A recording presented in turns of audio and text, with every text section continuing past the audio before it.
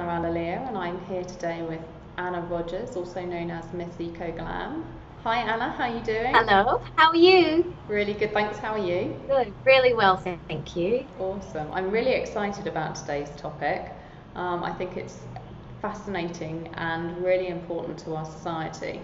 So Yeah, today we're going to be talking about how to ensure health in your unborn child. cool. I'm excited about this too because it's so important that parents are aware of how they can avoid as many health related problems as possible for their kids. Absolutely. So let's start off by asking, why is it so important to have as fewer toxins as possible in your womb? Well, basically, when a child is starting to develop in the womb, they can actually absorb 30% of the chemical content that is in the mother's womb. And because of all the toxins in our environment today, 30% is actually a hell of a lot. And because there's so many, because they're so toxic to the developing embryo, it can actually cause a variety of problems. And 1 in 4 pregnancies will end in miscarriage, which is quite a lot. No wonder women are nervous when they do fall pregnant because they do hear of so many women being pregnant and then losing the child for seemingly unknown reasons. But now we know there are a lot of reasons why. When you think about it, the womb should be a safe, pure environment so that the fetus feels safe and able to develop healthily and normally. But if there's a whole bunch of chemicals swimming around in there, then think about it logically. Is a new life going to want to stick around, or is it even going to be able to? The answer is probably not. So that's why, today's talk is very important because people need to realize if they want to have a child and they want to have one as healthy as possible, then you need to make sure you look at your own health and remove as much toxins as possible. Sounds good and very sensible. So Anna, what are the most concerning toxins that mothers need to think about? The main group that I've discovered are things like mercury, lead, and arsenic, and also toxins from medications, so pharmaceutical things. And also, when you are a party person, you have to be very careful of smoking and things like cocaine and ecstasy use. But with all the studies that have been done, still today, alcohol is the most toxic to an unborn baby. I mean, when I was pregnant, I was reading the things that you should avoid and things that are safe to have. And everything I read was you still can have a bit of alcohol. I can't remember what the guidelines were, but I'm pretty sure it was like you can have a couple of drinks a week. Now, to read these studies that have actually said alcohol is one of the worst toxins to an unborn baby, and then to be told by the NHS, oh, it's okay to have a couple of drinks a week, it's madness. It does not make sense. So really, if you want your child to be as healthy as possible, and let's face it, that is a parent's responsibility, no alcohol at all. I feel terrible because I had a couple of sips of beer because I was craving beer for some reason. Towards the end of my pregnancy, I had a couple of swigs from my husband's beer bottle. I feel terrible. Luckily, Lola's fine, but I can't imagine if I'd have thought, okay, well, I'll have a couple of beers a week or a couple of wines a week because I've read something and I've been told that that's fine. But yeah, the information that's out there, and as I said, there are extensive studies by Harvard University. It's all showing that alcohol is incredibly toxic to your child. So parents out there, mums, got to avoid it. Great to know, Anna, thank you. So can you tell us what are the most common toxins then in these sorts of situations? Well, unfortunately, we are exposed to about 70,000 known chemicals in the environment today, but only a couple of hundred are really being tested for the effects on health. And with those tests, it's not the effects on the entire system. It's only, say, on brain health or hormonal problems. So we really don't know exactly the long-term effects of chemicals. But the ones we do know are typical things like lead, mercury, and arsenic that are in the atmosphere, in certain foods, in certain products that we use in our homes. They're in such a huge amount in the world that they are the ones mostly showing up in our bodies. And there's also things like organophosphates, which are types of pesticides that are used, and they're all around us as well. Even if you don't eat foods with pesticides on it, you're still going to be absorbing them because they're in the air that we breathe. And then also we have the more common toxins such as cigarettes, recreational drugs, medication, and alcohol as well. So there's a heck of a lot that, are bombarding us every day and have been doing so since we were in the womb as well. And that's the problem. We've only just become aware of how important it is to have a safe environment for a growing baby.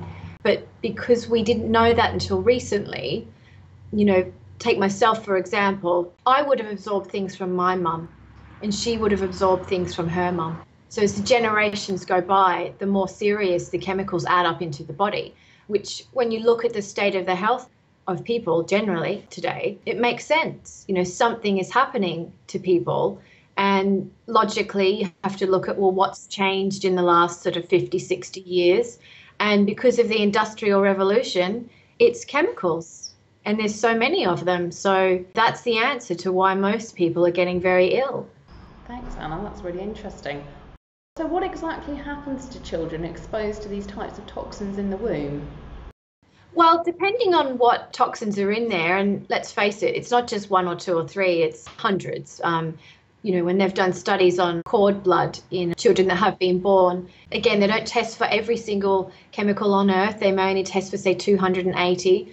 And lots of children are showing up between 200 and 276 different chemicals in their umbilical cord, which have gotten in there through the mum.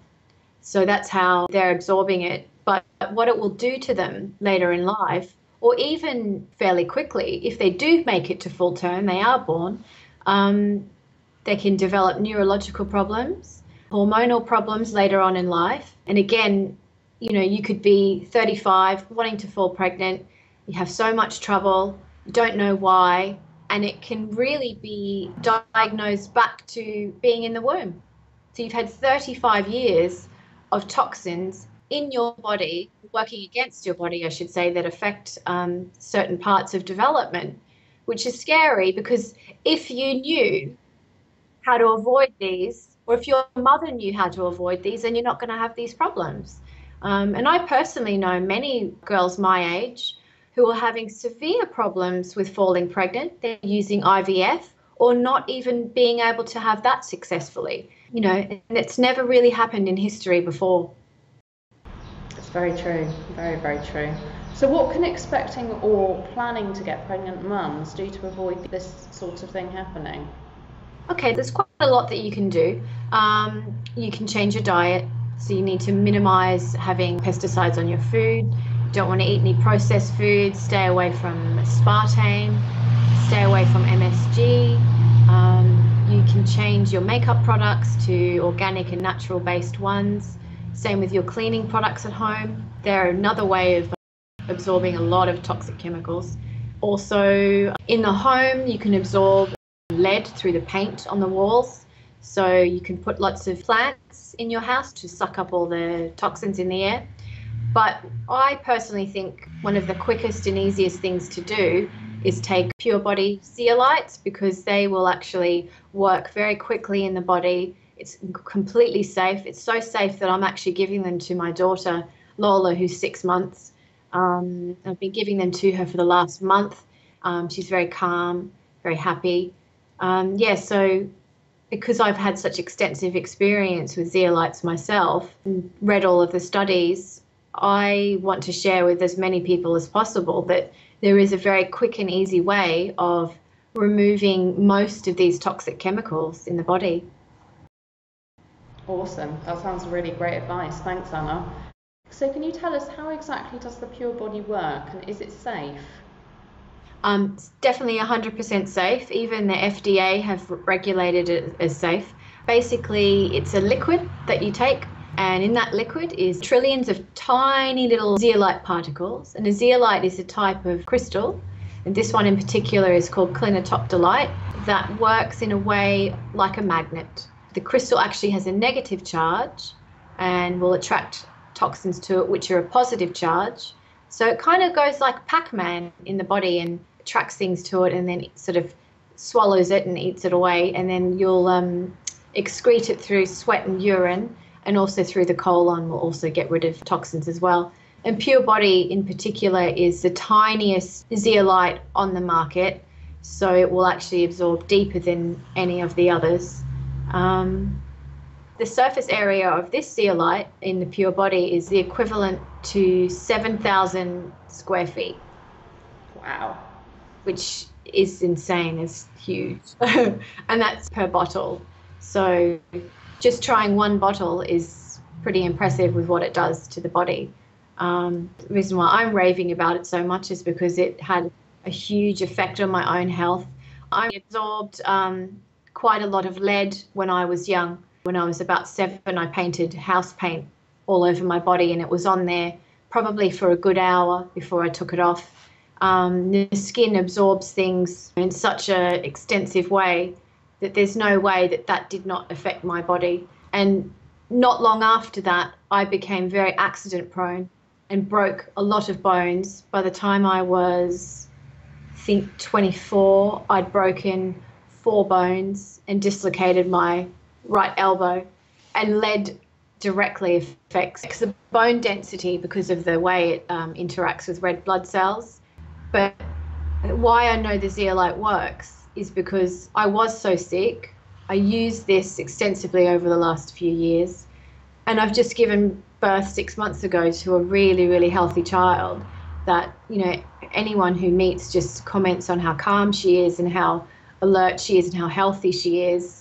And I have no doubt that if I hadn't have gone through this process of cleaning my body, that she may have not have even been carried to full term, or she perhaps could have been one of the hundreds of thousands of children that go on later in life to have a neurological problem that, you know, could be classified as ADHD, or goes on in life to develop a serious form of depression.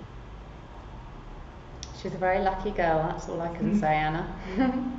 I'd say it's very easy, knowing what we do know about zeolite, to avoid as many health problems as possible. Sure, it's not going to be the only thing you could do for your children. You've got to make sure you feed them well. But in terms of preparing to have healthy children, this stuff is a necessity because there's nothing else quite like it. You know, you can use things like spirulina and chlorella in your diet as well. They can be quite effective, but nothing compared to the powerful effects of zeolite. Thanks very much, Anna. How does somebody get hold of a Pure Body? Well, we're going to leave the details underneath the video, so the link will be underneath there. And if anyone has any questions, feel free to contact me and we'll get back to you with whatever you need to know. Great. Thanks very much, Anna. Thanks for your time. Thank you.